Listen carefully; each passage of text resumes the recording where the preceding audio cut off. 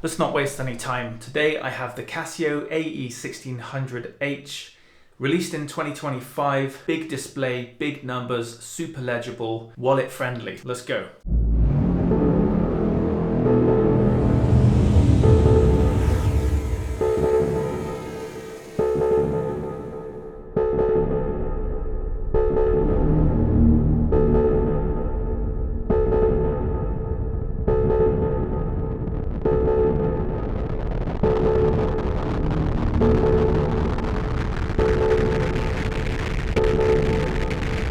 So, the Casio AE1600H-1AV. It's a pretty big watch, isn't it?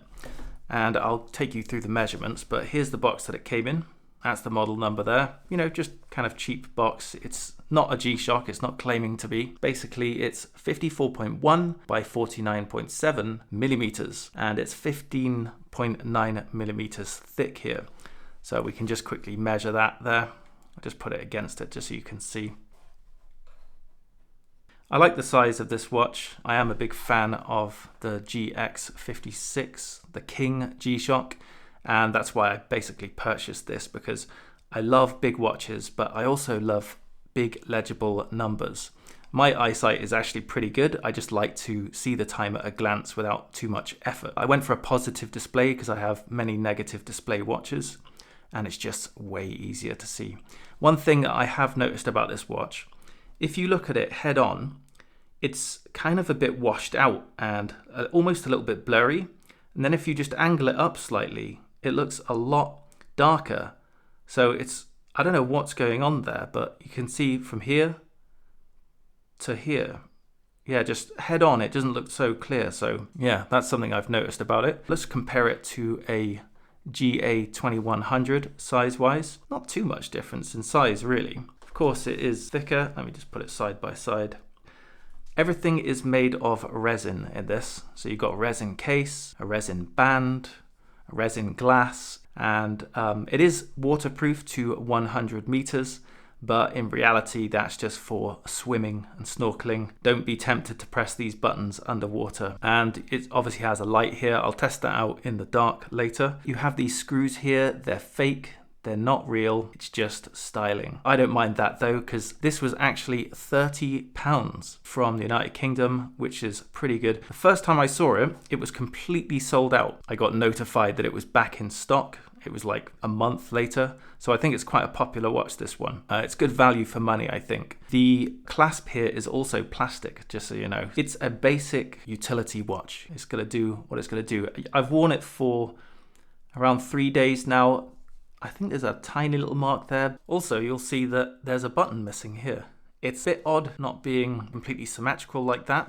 And if you're wondering how legible the numbers are at night with that light button there, I'm going to show you now. So there's only 2 LEDs in the 2 corners, and you can see it's adequate enough, isn't it? Any more than that, and I'm guessing that 10-year battery would not last that long. This is the watch on my wrist. My wrist measures around 7.2 inches. And it looks fairly good size, I think. Okay, let's have a look at some of the features of this watch. And starting on the home screen, it's basically day and date at the top there, as usual. Time in the middle, of course, and you can switch between 12-hour mode and 24-hour mode. I'll leave it on 24-hour mode. And you got your seconds on the bottom right there. And then this animation here, basically 10 blocks. Each one of them is a second. I don't see any real reason why that's there, but it just makes it look like more is going on the screen. And then you go over to the next page, which is your alarm. So the first one is your hourly chime. And you can activate this by pressing the top left button there. And you can see the bell icon on the top right. You can set this to go off on the hour or 10 past, whatever you like. Okay, if I press the bottom right hand button, I cycle through to the first alarm. And of course it's showing in 24-hour format. And that's because I had that set on the home screen. You can actually set the date that you want this alarm to go off on the top there, which is pretty cool. And there's also a snooze function here.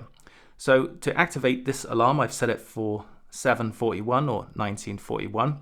I would basically press the top left button, and that activates the alarm 1, you see there. And if I press it once more, you can see a snooze function is up there. So I could just remove those and move over to the next screen, which is alarm 2, and you've got 5 of them basically, so you just keep pressing that button there. And back to that first hourly chime screen. Okay, moving on. Of course, you've got your timer. I've got it set for 1 hour right now. If I press the bottom right hand button, it activates it. And stop and reset. Okay, next screen, of course, is your stopwatch. Bottom right hand button activates it and stops it. We can keep it going again and press the top left. And this is where you go into like split time, elapsed, etc. And I can press that again.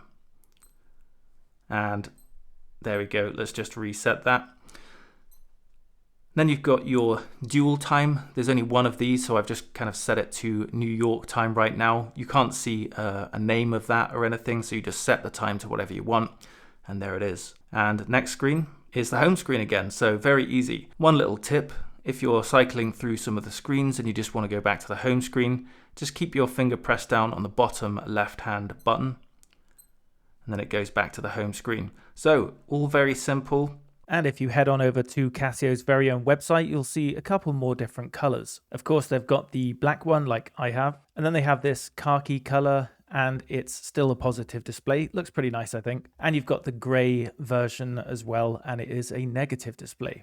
When I first received this watch, I took a photo of it and I posted it online. And somebody mentioned in the comments section that the first 2 looked a lot more squashed than the second 2 there. And it is true, it is slightly more squashed. I hadn't really noticed until it was pointed out. And I believe it's because it's making room for the P, as in PM, when you're not in 24-hour mode.